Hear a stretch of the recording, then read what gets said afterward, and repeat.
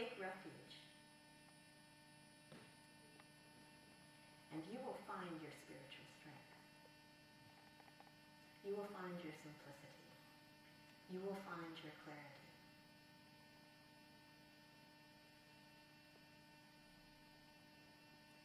You can do it.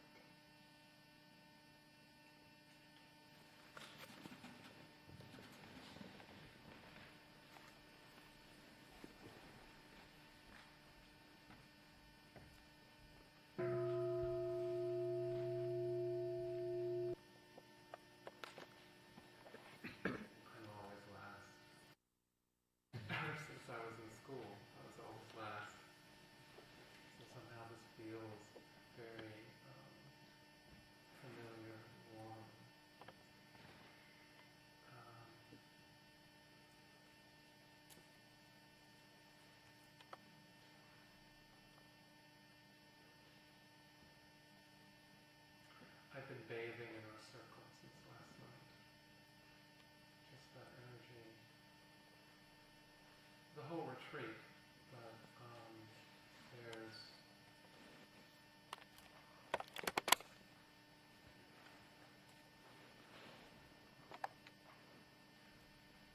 I want to talk about it, but there is this nonverbal experience, this touching of people's stories, the commonalities. It's a physical feeling for me.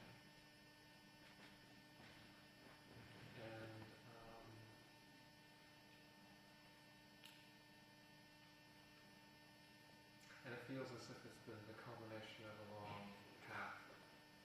And this energy has been on it for a long time, and it's grown to this experience. So there's the word that I put to it actually is gratitude, which is what Reverend Memora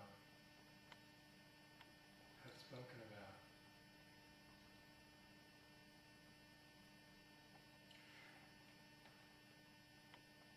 It's amazing for us to have this space, basically to ourselves, to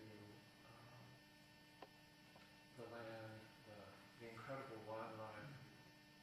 And I also am very aware of how difficult it was to get here.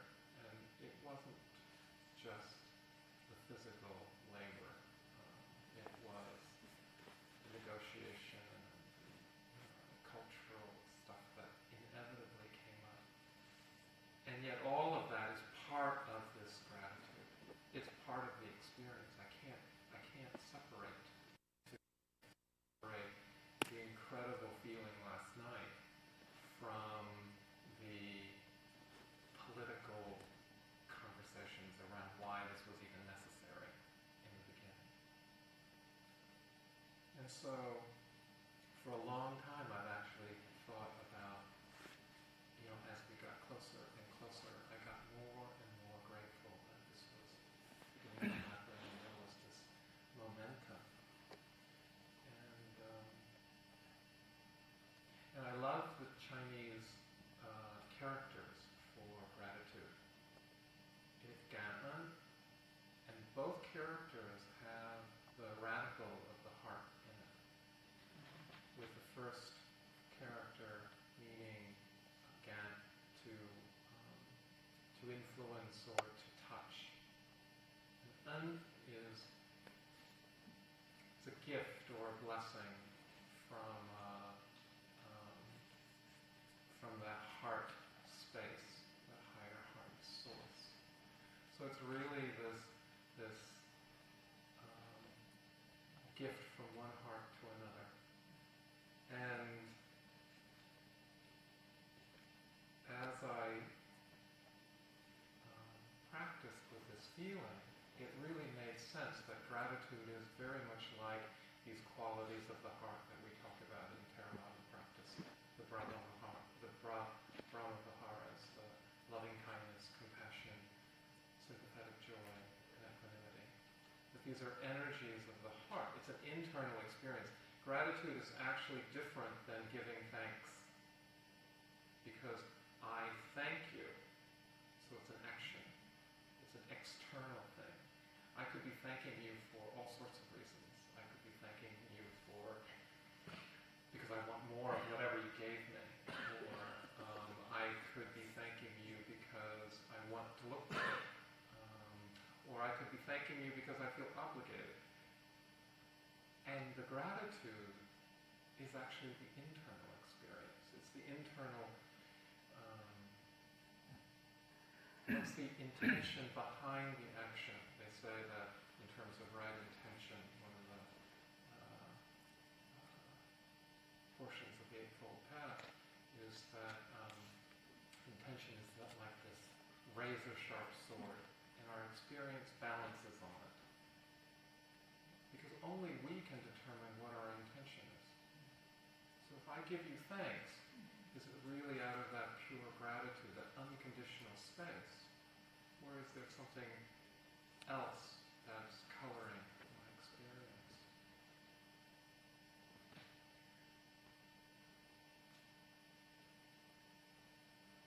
And when I notice this, the gratitude can come really spontaneously, like just walking on the land, looking at the turkey. What comes up when I look at these turkeys? They go 1, 2, 3.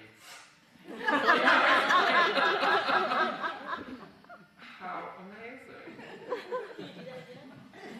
Of course, a male. It's a male turkey. There's 1, 2, 3.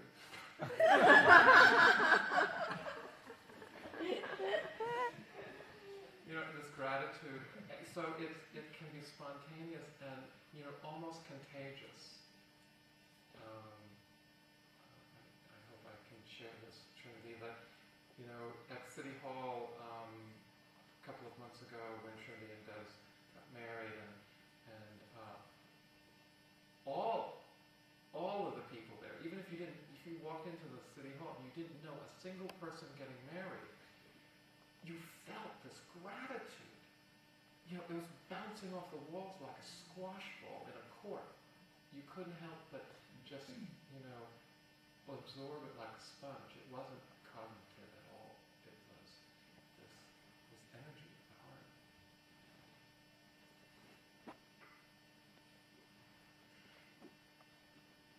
And so, as I sat through this whole experience of this retreat evolving and the difficulties that we were hitting sometimes, there were times that I just didn't feel grateful for the experience at all. And so then I began to look at why.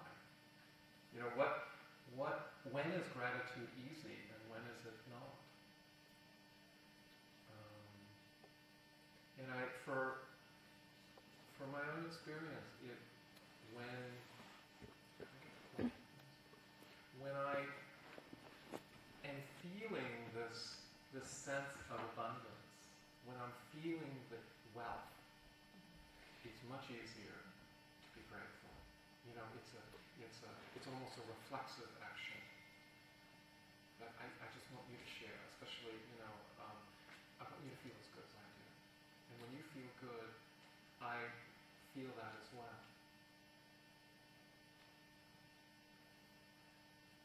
But I began to really wonder if gratitude is this energy of the heart, it also has this characteristic or possibility of being unconditioned.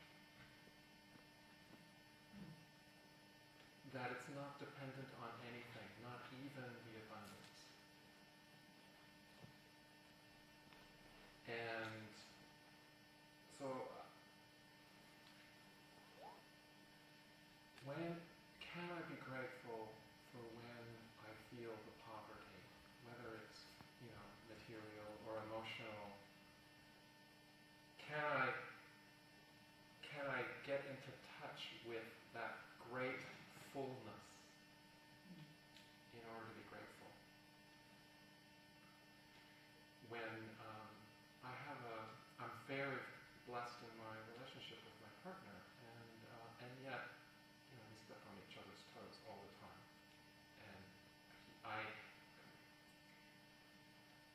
he whenever he opens his mail, he'll cut the envelope, and that little bit of paper, he'll just he won't throw it away. He'll just leave it on the counter, and when he unwraps his candy, it just sits there.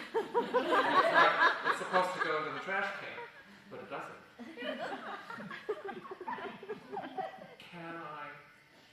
If I'm so grateful for him in my life, I have to be grateful for that too.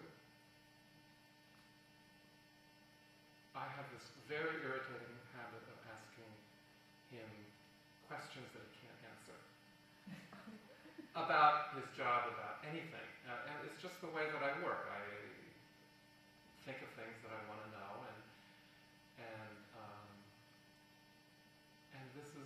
this is something that he has pointed out over and over again, and I haven't been able to change.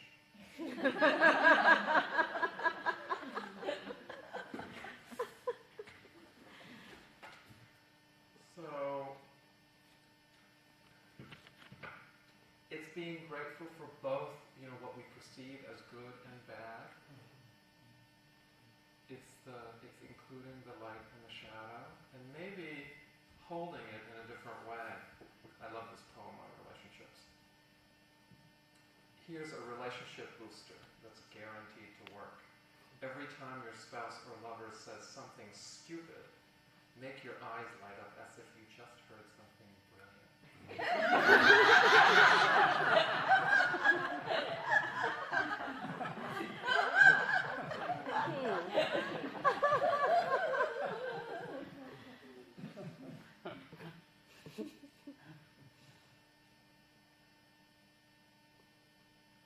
But when we get to the more difficult issues about being grateful for the more difficult things in our life, sometimes we only actually are grateful halfway. We are only grateful for those pleasant things. I was away for 3 months last year. I went on a 3-month retreat, and before that, Stephen and I took a trip to Paris as a way of spending time together, and it was a 2-week trip. And every single day was better than the next. We were in this really good place, and every single day was more and more painful because we knew it was going to end. And it was going to end for a long time. We weren't going to be together. The joy and the pain was almost the exact, was so close. And, how could I not be grateful for the entire experience? It was impossible to, it was just so interesting to bring the awareness to, I can't make this completely good. It has to be like this.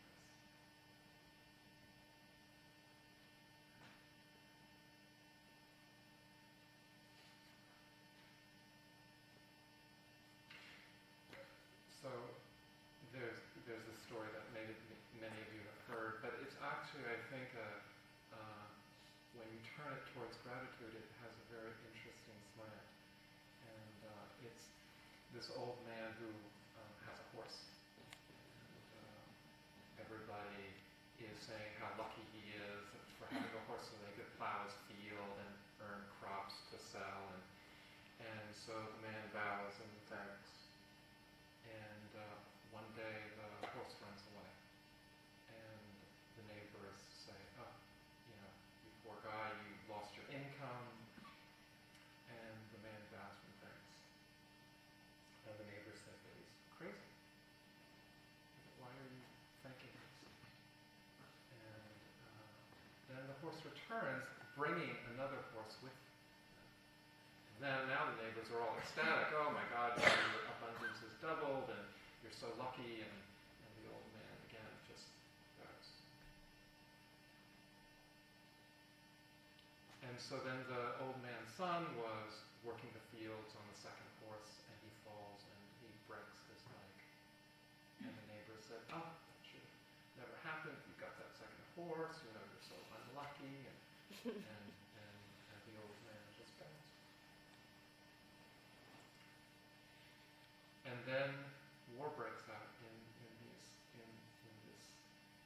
area of the world, and all of the young men get conscripted into service, except the old man's son, because he's injured. And everybody says, oh, you're so lucky. And the old man continues to bow. And the story doesn't have an end. The story doesn't have an end, and can you actually take out any one of those events in order to be grateful? So my own version, my own lived version of that, and I share the story not for the story, but for the faith that it really developed in me around this practice. That a while ago, in the early 90s, I was assaulted by a European American man, and I it was very distressing. There were a lot of racial epithets and during the event, and so I was in therapy at the time, but I needed additional help, so I went to San Francisco General Hospital. And at the time, it was even sort of insult to injury because they actually didn't address the racial component of the assault. And it was quite painful, although I got through it, and it was, I felt that I went through my own healing process. And I was at the time I was just beginning to get into social work and mental health work, and a couple of years later I went back to school to get my master's degree, and I trained in different hospitals, and then began supervising psychotherapists and trained them. And about 4 years ago I ended up at San Francisco General Hospital supervising a bunch of interns. And the job that I had actually was around cultural diversity, sort of bringing diversity issues into mental health treatment. And one day, I was going through the client files, and I found my file. And what I hadn't realized, because the clinic had moved floors, I actually didn't realize that the job that I had been given was at the same clinic that I had been treating. And that I was doing the work that I needed 10 years ago. And I was flabbergasted. I mean, that was...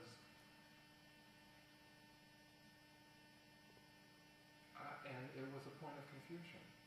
I had this amazing opportunity in my life, not just for service, but to be really professionally gratified, and I'm not sure that I could have had that experience without that first experience. And so it's not, I wish I could have had more of that first experience, but it's just letting go of, it's just letting go. And just allowing, the simple allowing of those things to be is this quality of our heart, is the act of our kindness to ourselves.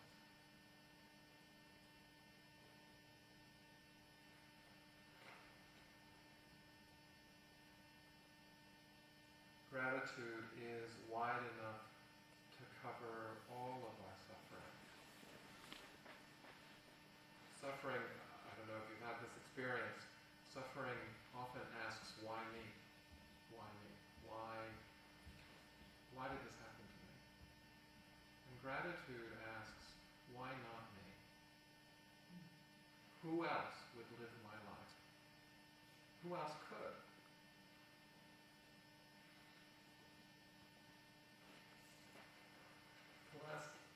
The last point that has made a difference for me is is really this mindfulness practice, just being aware moment to moment of the energy that I'm cultivating or involved with. And that when I realize I am not grateful, that's where gratitude starts. When I realize that I'm ungrateful, that's the beginning of gratitude. Because I can't change anything that I'm not aware of. So if I'm lost, if I'm not present with my relationships, or if I'm stressed out, or if I'm totally, unconscious, that's when the gratitude is completely hidden. And it's our mindfulness practice that just keeps, encouraging us to come back to who we really, who I see myself as.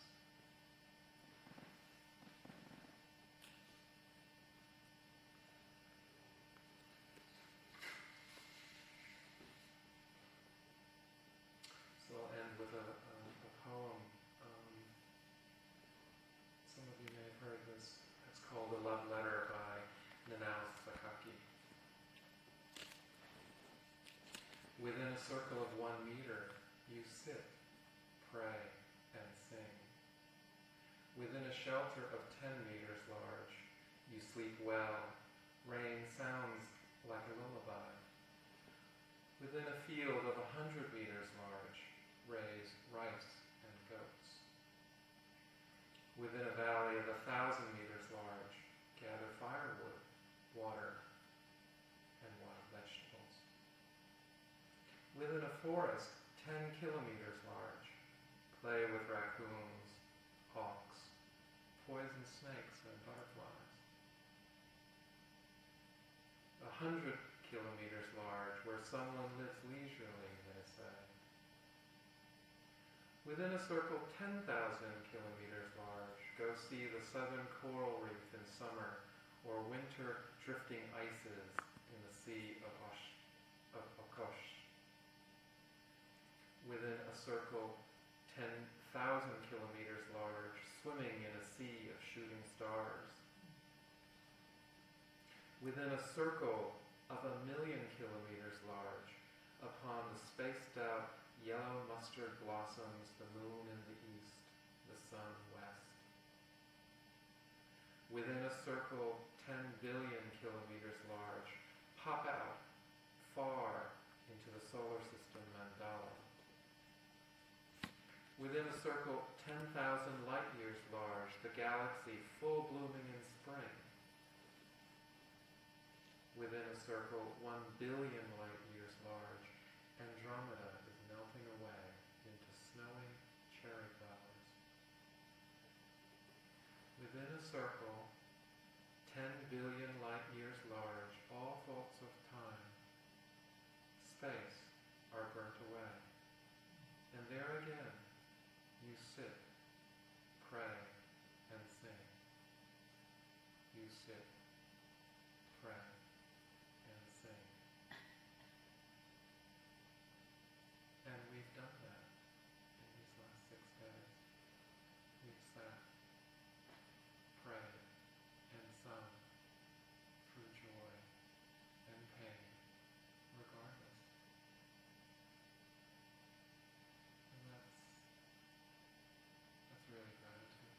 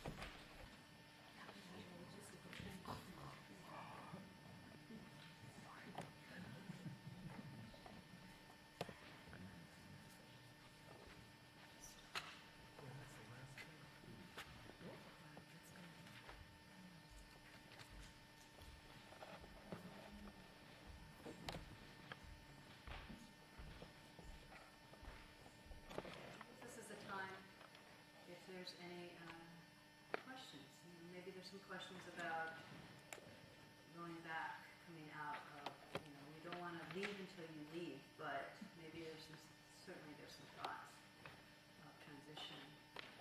That may be a good place for right now, or if anything that came up in any one of the talks inspired a question or thought. Trinity. Yeah, we've been talking throughout the retreat about anger, and there's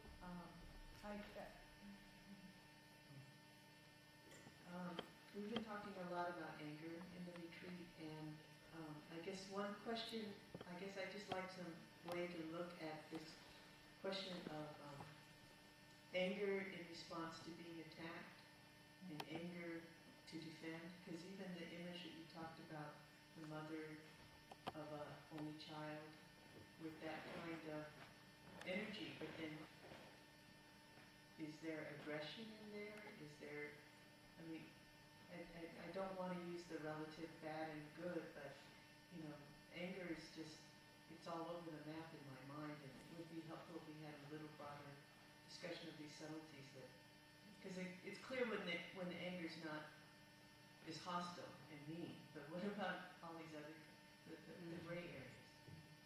Yeah, there are many different shades of anger. I want to pass this along to anybody. If you all have something, we're going to just go, if that's okay, if we just go like that, and if we can pass it, I can counsel. Okay. Anger is something, as a martial artist, I'm looking at it all the time. And I teach martial arts as well, so I'm looking at that on the mat all the time. Even though when we come together, we're training in a way where we agree to really look at our aggression and our capacity to be violent, because that's called forth, because what we're learning is how we attack, and we learn how we receive the attack. So that's the training in the martial arts. Now, the training on the cushion is also similar. You can have violent thoughts. You can treat yourself violently in the course of your meditation practice. You can treat yourself too tightly. There might be, what are you practicing, in other words? You're practicing, bringing more and more fuel for more and more criticizing, judgment, anger to arise. You're fueling it by the way in which the capacity for looking, at yourself in the sitting meditation process. So, but I think your question was more directed perhaps at immediately a conflict situation in society. right, or even if someone at work tells you something, what do you do? Yes. Well, that's why we practice meditation, so that we can protect ourselves for the future. What happens is we have these internal formations inside of ourselves, these fetters or obstacles or deep karma, kind of roots of, of what we carry from our ancestry and in our own body. And so sometimes somebody says something to us, and that will bring up that seed, and it'll be like, it'll be from a place that's so deep that you don't recognize it, because it doesn't come up very often, or maybe it comes up too much in a sensitive area. So no matter what, to practice loving kindness and also practice forgiveness and practice gratitude will allow, and also to understand your opponent, or whoever that is, and from what source their intention comes from, is freedom, it's liberation, it's complete freedom. So this is one way that I work with this, because if somebody says something to me, I thank them now. Because I feel, as it also within the martial arts, we are trained, if somebody has a weak point, we point it out to them. We'll attack it. Yeah. So this is our training. We get very good at seeing people's weak point, and we go right to it in a way that is controlled, but it's nevertheless, we just keep pushing on that point. And so the person will feel, informed by that, rather than, oh gosh, I can't, or flight or fight syndrome. So we inform each other that there is a weak point there, and this is our practice on the mat. So when you're informed, by the nature of the suffering that that person is coming at you with, the great expanse of that suffering, then you're better able to handle with wisdom your own suffering around that. The suffering co-arises. It comes up at the same time. That person's suffering meets your suffering. And so there's a relationship that happens. So to protect yourself, that's the practice, is not just a real feel-good practice. Metta, loving kindness, is a deep practice. It takes a lot of fierceness to look into the nature of saying, first we start with somebody that's easy, then we start with somebody that's neutral, so that we can move from neutral to the real strong, opponent or person in our life that just really we can't face. So there's steps in the loving kindness that you go through, so that you can really meet that. But, and this is a big question. So I'm going to stop here, and I think that the other two might have other parameters of this, because I can go on for a long time just on this topic. But I'm hoping that's helpful.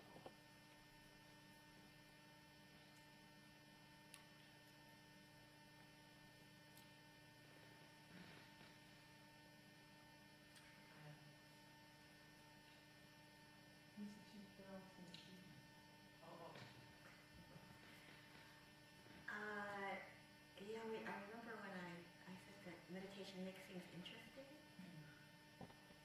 Anger is pretty interesting. I think for me there are two parts. And the first part is to use my mindfulness or meditation practice, my mindfulness practice, that when that anger arises, to be really interested in it.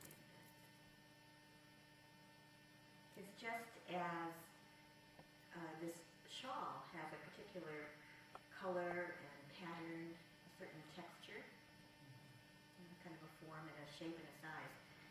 Anger can have differing colors and textures. Sometimes it's tinged with hatred, annoyance, frustration, sadness. So be interested in it. It's risen, it's manifested. Just take an interest. And then we get to know ourselves better. And it's often, for me, underneath what I'm experiencing as anger is frustration. And sometimes it's actually sadness. But it can be different situations. There's sort of combinations. And then I learn something. And then the other part is for me to work towards the kind of, if I'm going to have anger, to have the kind of anger that is actually, it might be in the foreground and like a big fire, like, but in the background and underneath, there is love. Because it's possible. Any parent will tell you. And when my kid had gone through the terrible twos, which were worse than I could ever have imagined, which is normal. I mean, you have to learn how to say no to everything. And just, obnoxious. One day I just had it. I was a fairly patient mother, but I don't even know what he did. And I just let it rip. I was so mad, and I just shouted at the top of my lungs. It was around 3. Do you live in a totally egocentric universe?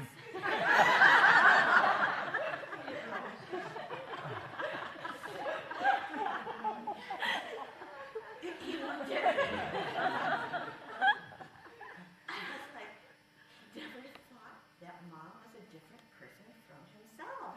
That I had feelings, that I had a life. And it dawned on him when I said that. And our relationship got better. I was just so mad, but so much love. So that's the direction I'm going in.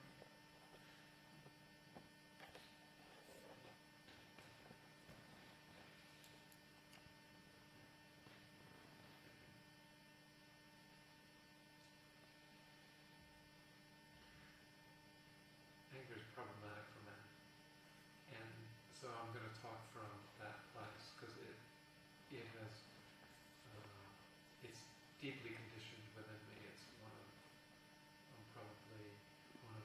aversive, angry types in terms of Buddhist psychology. And so as I practice with anger, and I know that this may have some, differences in terms of gender experience in the room, I have come to this place in my practice that I don't feel that anger serves my path towards happiness. I have never seen anger reduce my suffering. And so even though it comes up over and over again, I try to hold that vision, that intention, and I begin to work with the anger, coming close to it. It's turning the kindness towards suffering. Well, anger is suffering. So turning, as Michelle said, turning the kindness, and at first, can I just touch it? I think, Trinity, you've heard the story that, I came across this anti-Asian graffiti, a couple of years ago, and actually, just to connect the stories of what I just talked about, the graffiti that that I saw actually used some of the words that my assaulter did, but I was in practice by then, and so it just stopped me cold, and I looked at it, and I felt the physical sensations of this, this trembling and the sweat that was beginning to just profusely come out of my head, and the clamminess, and the sort of the disorientation, and wanting not to be there, and wanting to, I don't know, either medicate through food or something else. And as I stayed with that, these are the foundations of mindfulness. As I stayed with the body, the emotions really began to unfold. The sadness from ancient sadness from 8 years, 4 years old, whatever. And my heart broke. And that wasn't a bad thing.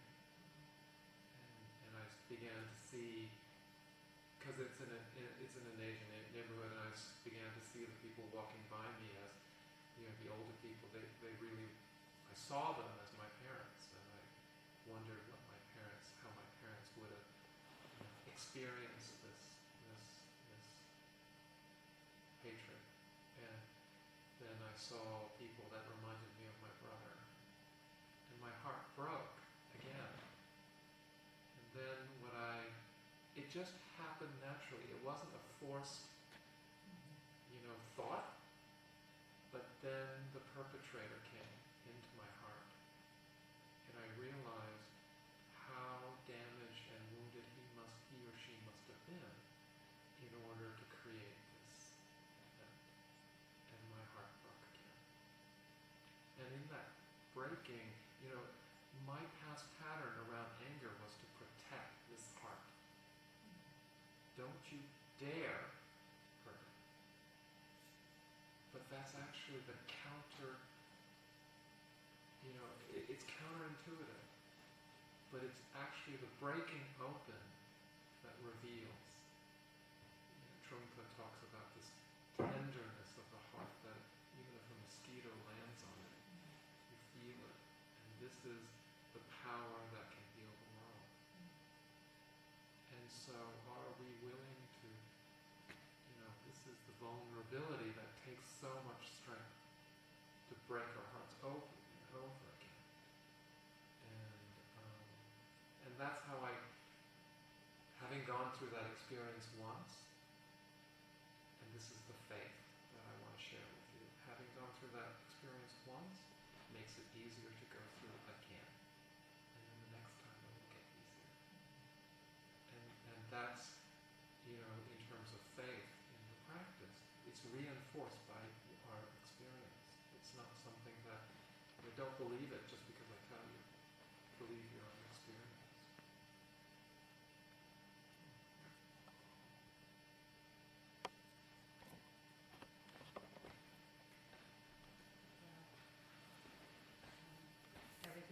compressed and as we move through this day. So it's 4:30 now. There's more time for questions, actually, if you have an interview.